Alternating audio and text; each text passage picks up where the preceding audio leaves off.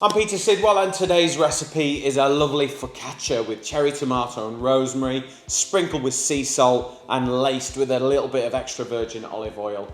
Every baker should know how to make a focaccia. So first thing you need to do is weigh out your flour, okay? You need 500 grams of strong bread flour. I'm using my Touchless TARE scales because they are accurate. I can wave my hand and zero the scales, so it is a brilliant tool to have in the kitchen when you're baking. Once you've added your flour, add in your yeast and add in your salt and blend it all together with your hands so it's got a really nice even distribution all the way through the flour. Then make a well in the middle and pour 325 ml of water in.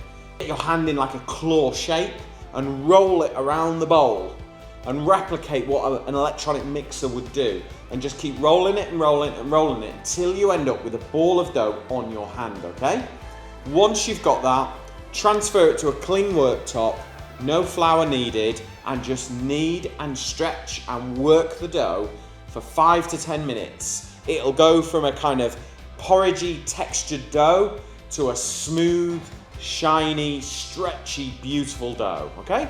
When it's got to that stage, put it back in your mixing bowl, cover it, and leave it to prove for an hour or two, depending on how warm it is. So if it's a really warm day, your bread will prove quite quickly. So if you're going out for a few hours, pop it in the fridge, let it prove there. The cooler the environment, the slower the prove.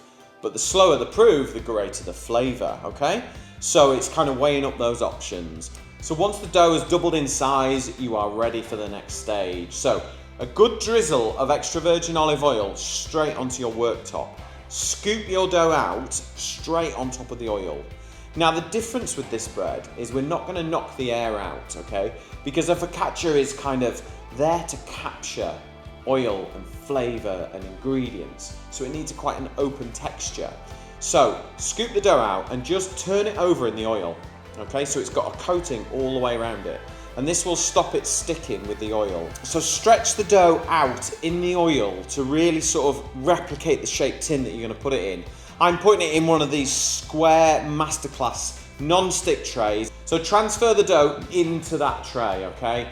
And then cut your tomatoes in half, cut side up, place them into the bread and really push them in.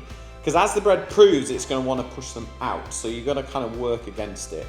Then sprinkle them with some fresh rosemary from the garden. To finish the bread, a good drizzle of extra virgin olive oil and a sprinkling of sea salt. Leave it to prove for 30 to 40 minutes. It wants to double in size. Then just using your fingertips, just press into the bread, push the tomatoes back into the dough again, and then press all the way along the bread to create some little sort of reservoirs where all the olive oil can kind of collect, is the best way.